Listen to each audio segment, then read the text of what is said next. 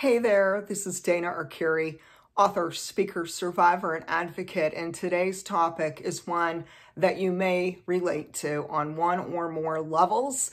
It is called Breaking No Contact with a Narcissist and Flying Monkeys.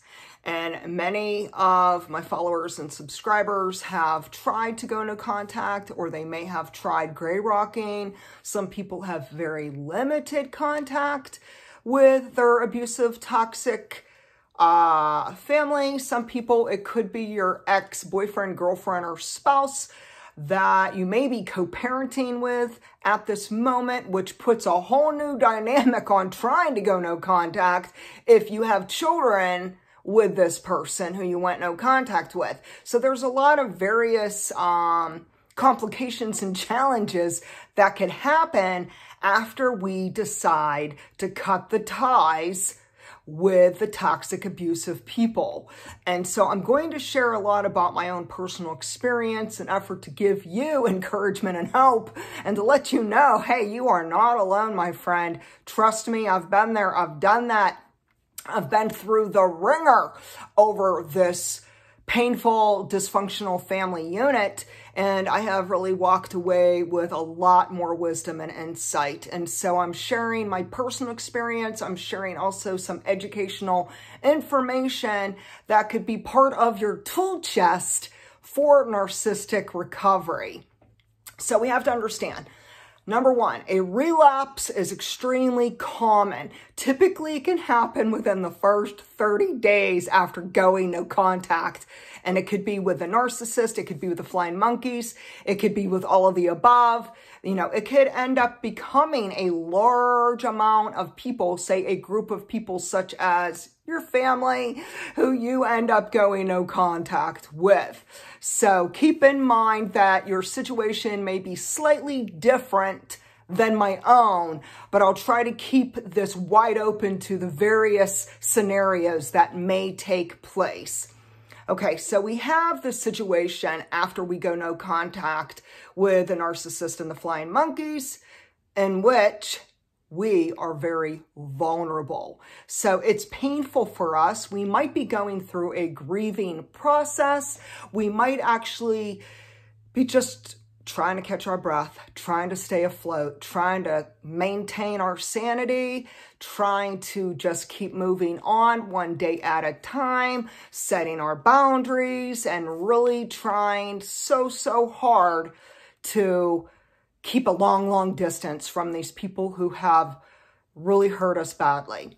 Now, keeping that in mind, it's not easy, it's not simple.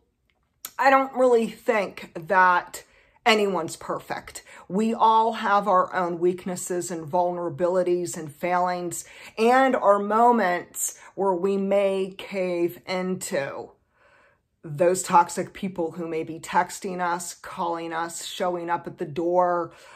There's different ways that they may communicate with us, whether it is through social media or just calling you on your telephone. So keep that in mind too, that typically after you go no contact with one or more people who have hurt you very badly, it's very typical that they will try to contact you. So whether you verbally stated to them before you went no contact that you were ending the relationship, they may disregard your boundaries. They may disrespect you.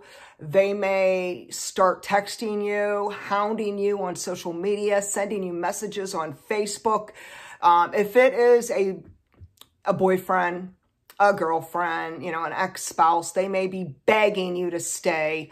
You know, there's a lot of different things that could take place in their attempt for you to not go no contact. Remember, they don't want you to go no contact because they need narcissistic supply.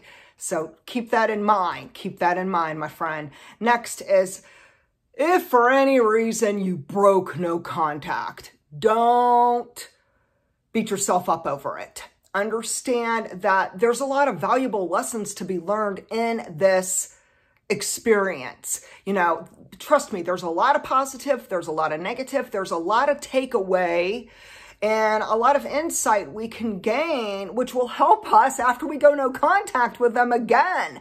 So, you know, learn lessons. Everything that you go through that first time you break no contact.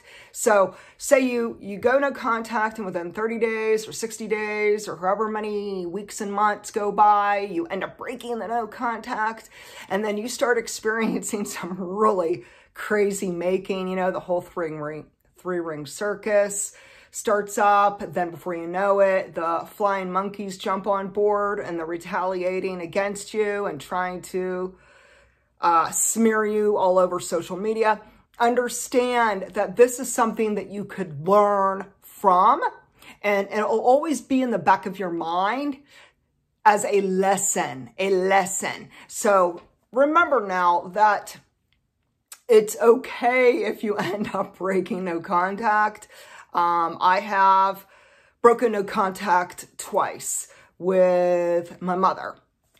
And let's see, I broke no contact once with my siblings. So I have definitely learned a lot over the past 2 years, and that's why I'm sharing this educational video today, to give you insight, to help you, maybe to help you so you don't do what I did, and that you'll be aware of things that I was not aware of. Good grief, I look back on 2018, and I realized that today I know so much more about narcissistic abuse, about flying monkeys, about the triangulation of relationships and all the gaslighting and the little tricks they have up their sleeve, you know, the baiting, the provoking. I am so now more educated about it, and this makes me a lot more stronger today and knowledgeable today to stand firm in my boundaries.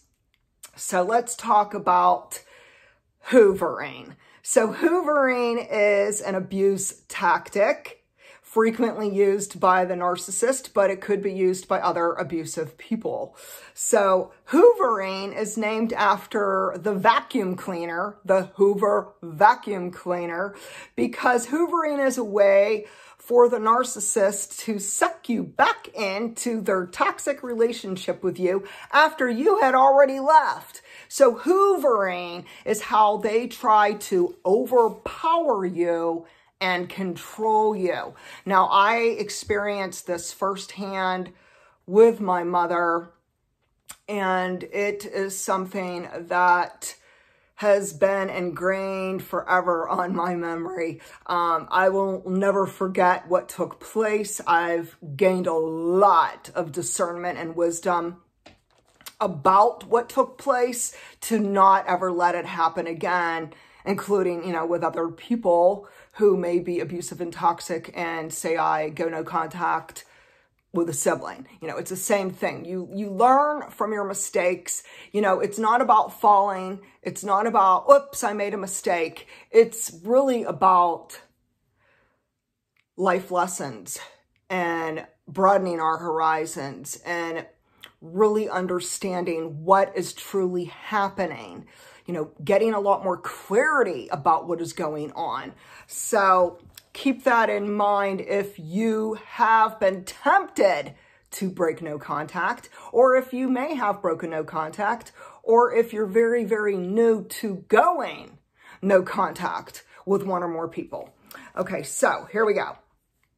In July 2018, I decided to go no contact with my narcissistic mother and my 4 toxic siblings. It was not something that was impulsive or spontaneous. It was more so something that took me years and years and years to muster up the courage to finally do this. Next is that when I went no contact, you know, some people think, and I've read a lot of articles, I've read a lot of blogs, I've watched a lot of YouTube videos, I've talked to many, many, many people who are scapegoats or the black sheep of the family who shared their story with me. And we all might have a somewhat similar situation, but also there may be some differences between us and our personal circumstances. I have to say a few things. Number one, it wasn't like there was just this little misunderstanding between me and my mother and my sisters. No. It was not just some little minor transgression. We must understand too that there was nothing impulsive about this decision. It was very thought out. It was very much, I prayed about it. I meditated about it. I journaled about it. I really took time to make this big decision that would be life-changing forever. And so I didn't take it lightly. And instead of it being like just one thing or two things, it was more like hundreds and hundreds and hundreds of various different toxic things that had taken place with my birth family, with my mother, with my sisters, and so forth. And it was repeated abuse, repeated gaslighting, repeated retaliation. It was the constant manipulation. It was the non-stop bullshit that they continually hounded me and said things that were inappropriate. They over and over and over said things. So there were words, there were actions, there were behaviors. There was nonverbal cues also. There's a lot of nonverbal body language that we could really try to pay attention to. And there are times when someone may try to act syrupy sweet in our face. But if we really are conscious, we're consciously watching them and we're very observant, we could sometimes catch their body language as saying the opposite. A lot of psychologists do talk about this. That's how they catch criminals and rapists and predators and murderers. Watch the body language. So if someone's saying, no, I never did this to you, and they're shaking their head though. No, I never did this to you. Their body language is saying, yes, I did this to you. It's really interesting watching the body language. You could really get into some deep psychology and really understand this hidden language that is happening. And then listen to your gut instinct, because you might be hearing one thing, but you're seeing another thing, and their actions speak louder than words. So they could say anything under the sun. Oh, I love you. Oh, I would never do that. Oh, it's your imagination. Oh, you're just too sensitive. Oh, you just need to get over it. They could say anything they want to say. But at the end of the day, it's what they did and what they didn't do. So, for example, if they didn't support you, if they didn't value you, if they didn't love you, they didn't care for you, they didn't support you at all, and they denied the truth, and they betrayed you, and they lied over and over and over. So you understand now, when you're starting in years and years and years and years and years of this, and that is how we end up making the decision then to go no contact. It's not just one transgression. It's not just one, itty bitty teeny tiny sin. No. There's hundreds upon hundreds and years and decades of garbage that we have dealt with these malignant narcissistic people. So we have to come to an understanding that at some point, are we going to trust our gut? Are we going to trust our instincts? Are we going to listen to that still, soft voice that's telling us, wake up, wake up. No, they don't care about you. And no, you're not valuable to them. And no, in their eyes, the way they treat you like trash, no, you are not important to them. And they do not respect you. So these are things that we really need to keep in mind. Now, if I go back to when I went no contact with my mother and my siblings in July 2018, I clarified, and I'll repeat again, this was not spontaneous. This was well thought out. I took it very serious, and I have absolutely no regrets for making that decision. It was in my own best interest.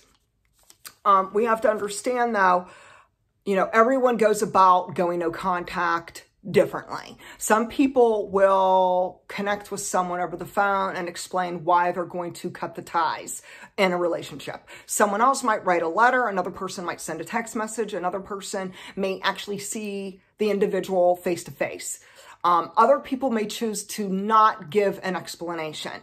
Okay, so for me, in my personal situation back in July 2018, I determined that it would be very unproductive and a waste of time for me to try to explain myself for the umpteenth time to my mother and my siblings. Do you understand? They had never cared, listened, validated, or understood me, so why even bother?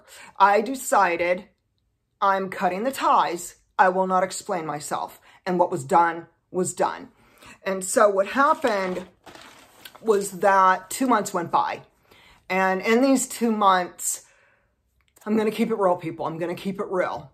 In the beginning, I did have a little bit of guilt and, this whole feeling, feeling bad, feeling sad, wishing it could be different. Always wanting so much for my relationship with my mother and my sisters to be better.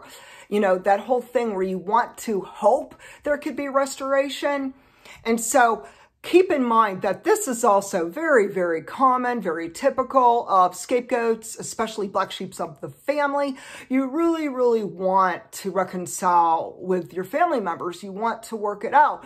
You don't want to be in division and conflict and have a broken relationship with them. And so, empaths really do go the long haul in salvaging relationships.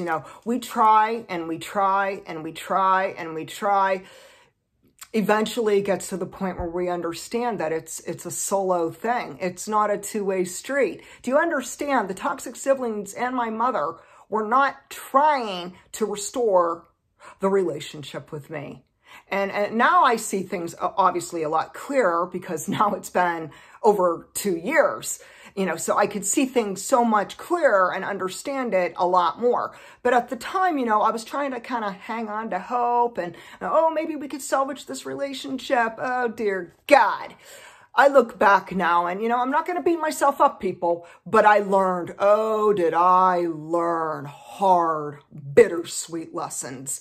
And that's why I really want to be here to support you and to share these lessons with you. So what happened was I end up, after 2 months being no contact with my sisters and my mother, I end up caving in.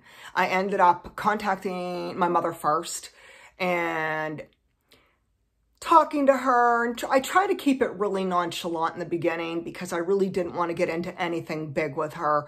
I didn't want to push any buttons and I didn't want any conflict. And I really did want to salvage my relationship with her. So, this came from a very good place, a very good place within my heart that I really was hoping for the best.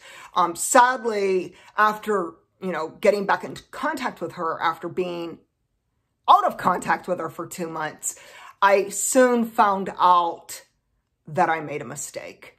And what happened was let's see, it was September. I ended up back in contact with my mother in September 2019. I ended up visiting her. I actually brought her gifts. I had been away on vacation and ended up buying her all kind of gifts. And call me crazy, call me crazy. Ha! Yeah, I look back on this and I'm thinking, oh, you poor thing. You poor thing. You had such high hopes that things were going to work out. Like I said, it came from a very pure place in my heart. But I brought my mom gifts. I took her out to dinner. I spent time with her. I'll never forget the conversations I had with her that were actually quite serious, and it was more to do with her than me. She talked about she had cancer and she didn't know how long she would live. And I think that was also part of why I did break the no contact. She had cancer, and then, there's that whole thing on, but what if she would die? And then will I feel bad? Will I have regrets? if I don't get in contact with her, and then she would end up passing away. So, you know, there is a lot of conflicting emotions. It's, you know, we're perplexed, very perplexed, because we don't know what to do. And you know, you're trying to do the best that you can under the dire circumstances. But in this September 2018, let me get my years straight, people. I ended up taking her out to dinner, and we talked, and she said, you know, hey, you know, I'm really worried that I'll go to hell. And I said, what do you mean? And she said, I think I'll burn in hell when I die.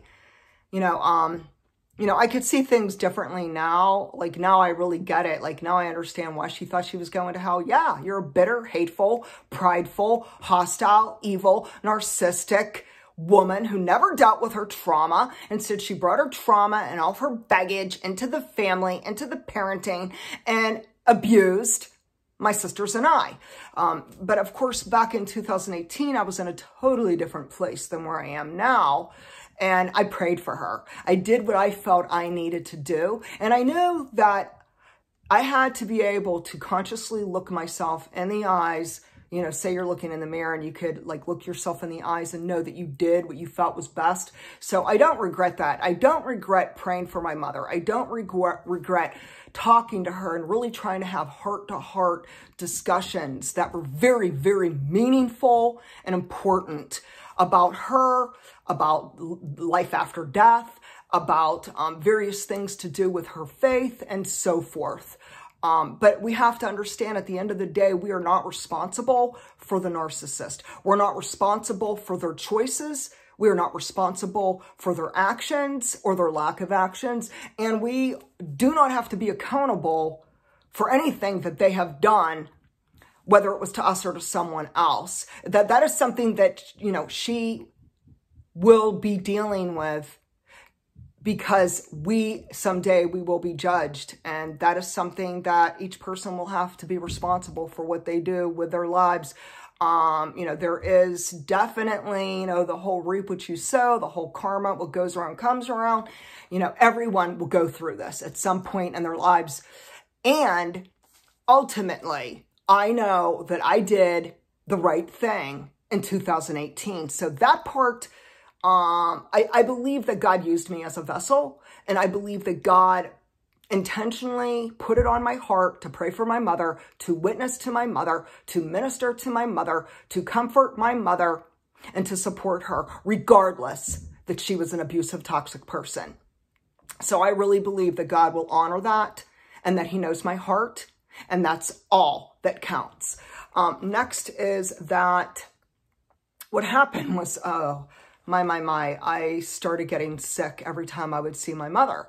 So in 2018, I started looking through my past journals. I started going through my calendars. You know, I started looking at, you know, the year of 2018, and then the 2017, and then 2016. And then, you know, you start going back and looking at journals and looking at calendars and retracing my steps and realizing that, oh my goodness, every single time I was with my mother, I became physically ill. So I then understood in November 2018 that being in my mother's presence was making me physically and emotionally sick. I mean, I am talking vomiting. I am talking the flu. I am talking a full-blown migraine, the kind where you're stuck in bed, like you are down for the count, and the room is spinning around, and you have vertigo, and you are extremely nauseous, and you have aches, and you have pains, and my fibromyalgia was screaming. My muscles were burning on fire, and I felt terrible, just terrible. And so now I understand there is a body-mind connection, and so my body was speaking to me. Listen to your body when you have aches, when you have pains. If you are with someone who is very toxic, okay, and maybe they're belittling you, and they're criticizing you, and they're judging you, and they're nasty to you, and they say horrible, horrible things to you.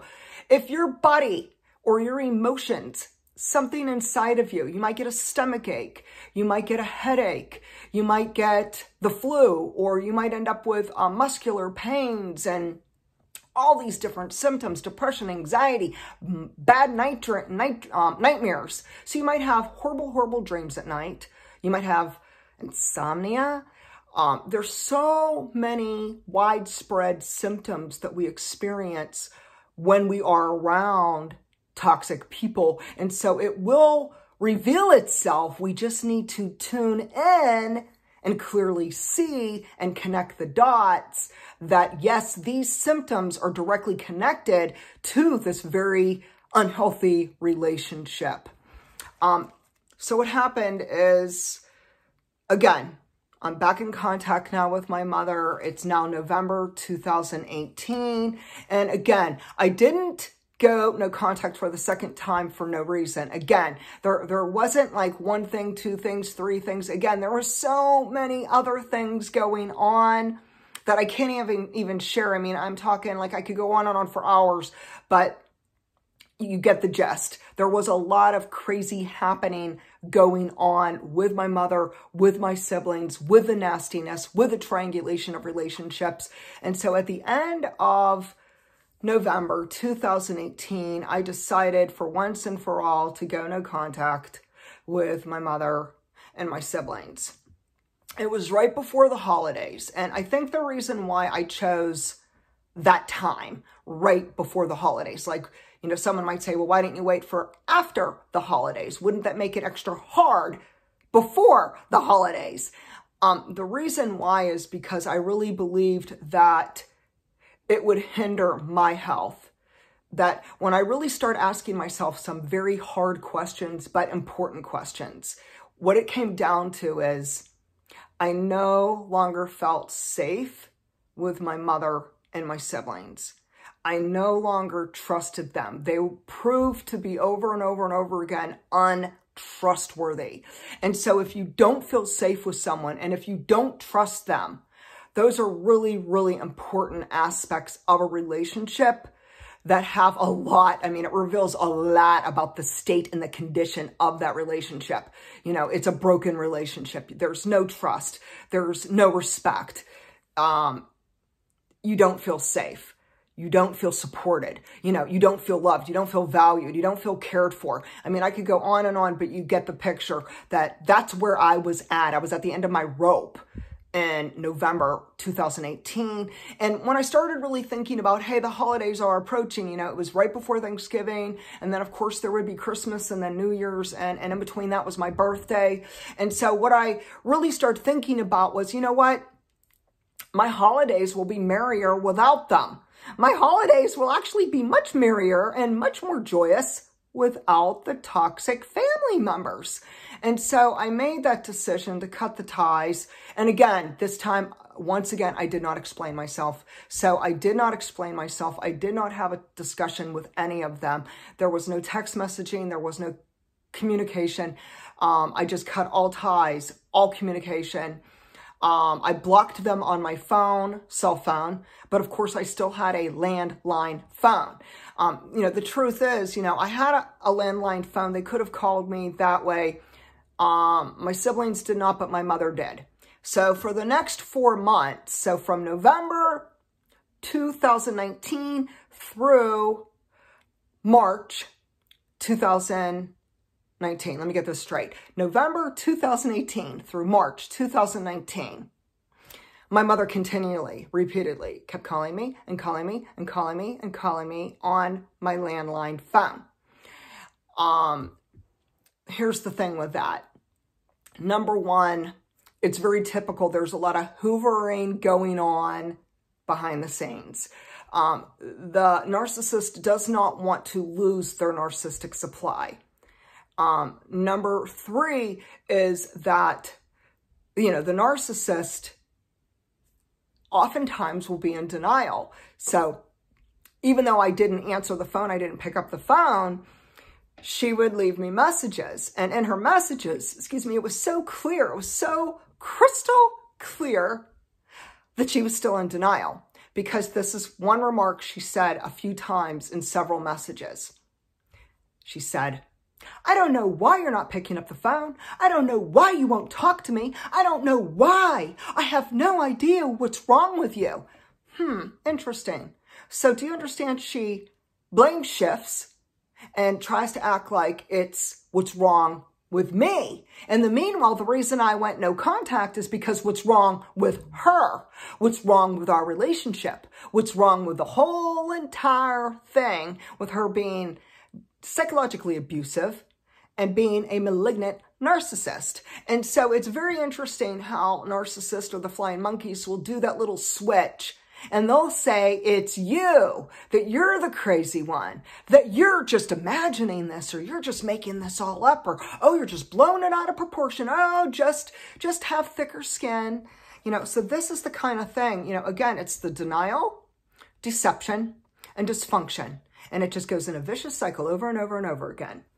And then what can happen is that at some point, you may again be hoovered by the narcissist. So what happened was my mother kept calling. I'm telling you, she called so much I couldn't even keep track of it. It was just so much, so many times. And most of her messages were claiming she had no idea why I wasn't talking to her.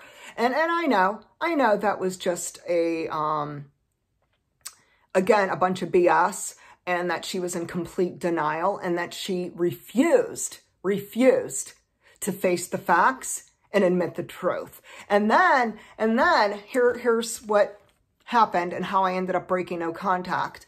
So in March 2019, my mother calls and I'm listening. So I'm home this time and I can hear it, and my kids are actually near me. So we're all kind of sitting close together, and they're hearing and listening to the message as I'm listening to the message. So together we're sitting there and we're listening to my mother. Oh my word.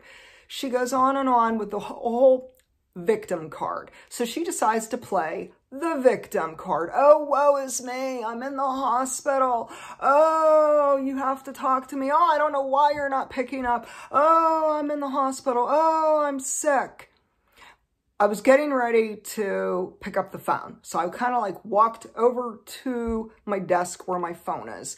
And my one daughter, my oldest daughter, said, Mother, please don't, Mother. Mother, this is going to be the biggest setback for you. I beg you, Mother, please don't pick up the phone. I picked up the phone.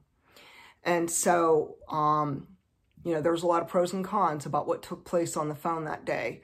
My takeaway with that phone call and breaking no contact for the second time is that I learned something extremely valuable that day. I think the life lesson was really, really clear for that day. And that's what helped me afterwards to stay no contact.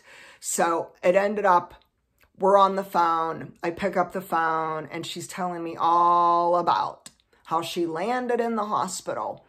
And so I'm listening. I'm supportive. I tell her I'm sorry. I'm very sorry that you're sick. I'm very sorry you are not feeling well. And I'm listening and asking medical questions. You know, what is the diagnosis? And what are the doctors doing? And what is your treatment? You know, so I'm really listening and trying to be supportive and the whole thing.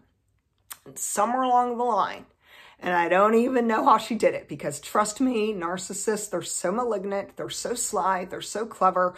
Somehow they switch things, you know, the blame shift. She played the victim card. It was all about her. So it's the whole woe is me, woe is me. Oh, feel sorry for me. Oh, let's have a pity party for me. Okay. But then when you are an adult and you're having this adult conversation with a narcissist and you confront them with your concerns, all of a sudden they get vicious, they get hostile, and they flip the switch and they become raging mad. And so this is what happened. I ended up confronting her and how she treats me like a doormat. And I specifically communicated clearly that I would no longer permit her to treat me like a punching bag, that this is psychological abuse, and I will not have a relationship with her if she would continually abuse me in this manner. And so I made it very clear that if you would like to have a relationship with me, then we must have clear boundaries and there must be respect and we must treat each other right. And she said, well, then you'll never see me alive again. And she slammed the phone on me. And so the lesson learned, remember, there's a lesson for everything, people. I'm not going to beat myself up over breaking no contact. I'm not going to beat myself up that I picked up the phone. No, because this was really, really helpful for me. And the reason why is because I was able to state how I felt, and she made it clear she did not care. So because she chose hate over love, because she chose pride over humility, because she chose division over unity, because she did not try to salvage her relationship with me and she did not respect me, I was able to then get back in the driver's seat, take back my power, reestablish my boundaries, and go no contact immediately. From that point on, I went no contact with her. So for me, it wasn't like then there were days and weeks and months and years. No, it was immediate. So there was the slip up, the one phone call, a lot of heated conversations in that call. And then it was very clear things will never change. And so I went no contact again. So, wow, this is quite enlightening. So what happened was that, people might try to lure you in to break no contact. They'll use their health. If the narcissist is aging, elderly, dying, poor health, if they're financially broke or in poverty, if they have different things going on in their life, maybe they get a flat tire and they need your help. Trust me, they will use everything under the sun to lure you in and to hoover you back into the relationship with them. And so, of course, now I understand this, but of course, back then I did not know that. So I know now, and now you know that this is a tactic that is used, and be aware of hoovering and understand the baiting and provoking and the denial and the deception, and learn to stand up for yourself. Next is that breaking no contact with my mother was a significant setback for me. So my daughter actually was very accurate. I think my daughter had my best interest in her, in her highest regards. She wanted me to protect myself. She tried to defend me and protect me. I can respect that. I'm grateful for her and how wise and how loving and how caring and compassionate she is towards me, and that she really did want to protect me. So I'm thankful for that. I do believe that it was a setback for me when I was in contact with my mother in March of 2019. But again, I'm not going to beat myself up over it. I walk away with lessons. I walk away learning something valuable, what not to do. And then I give myself grace and extra tender loving care. Next is that when you cave in and you get back in contact with the toxic people, they will show you over and over again that they don't care about you, that they don't love you, they don't respect you, and they don't even care if you have boundaries. They'll trample all over your boundaries. So once again, you will feel powerless, frustrated, perplexed, and deeply hurt. And it's just a vicious cycle that goes around and around and around until you decide to stop the madness.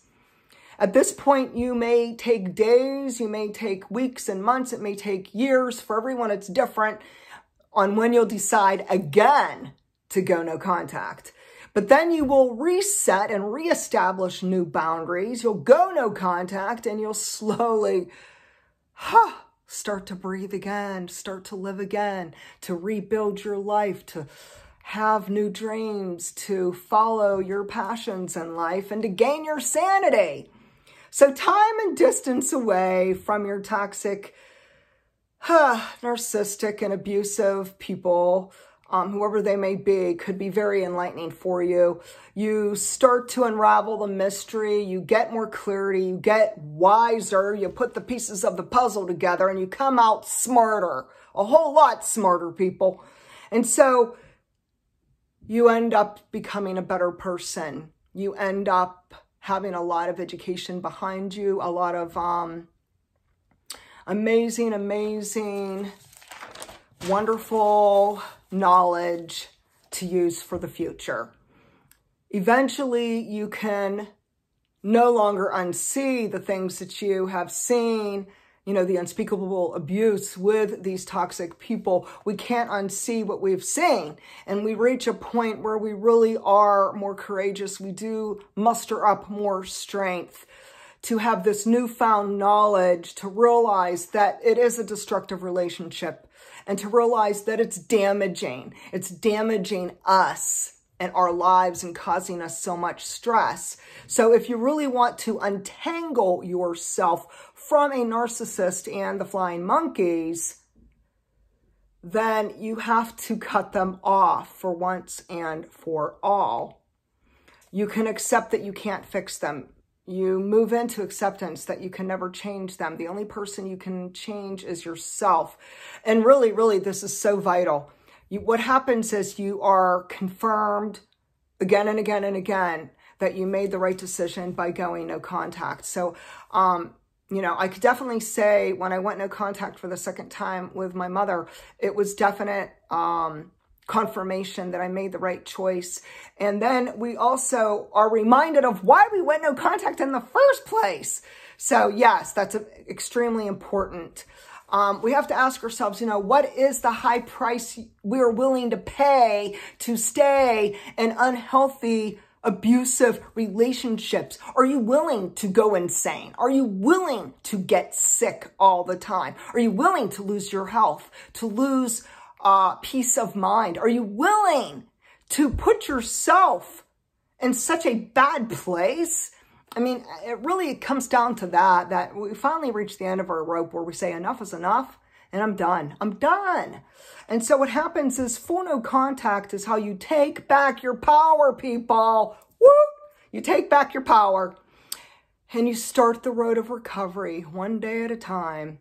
Healing from toxic abusive relationships is not how many times you fell or how many mistakes you made along your healing journey. Instead, healing is about growing. It's about transforming. It's about getting wiser. It's about trusting your gut instincts. It's about having enough self-respect for yourself that you're not going to permit disrespectful people to be a part of your life. You're not going to participate in the whole three-ring circus. And so healing from dysfunctional, codependent relationships is about rising up to reclaim your life, your happiness, and your beautiful destiny. And so today, share with me, have you gone no contact with a narcissist, flying monkeys, or any toxic person? If so, did you ever break once, twice, or more going no contact with them? Then did you reestablish your boundaries and go no contact again with these people? You know, there's a lot that goes into it. And I'm going to end with this. As far as my mother, she passed away 3 months ago. So it's over. It's done. And I don't have to like worry about going no contact with her anymore. You know, basically, she is no longer alive, and this is behind me. And this, again, is something that I've gained so much insight, and I'm really appreciative of what I've learned and how I've grown and how I've become a more courageous, wiser, stronger person who advocates for other people going through very similar experiences. And so share with me, have you gone no contact? Did you break no contact? What's going on with you in your relationships? And I'd love to hear from you. Thank you and have an awesome day. Take care.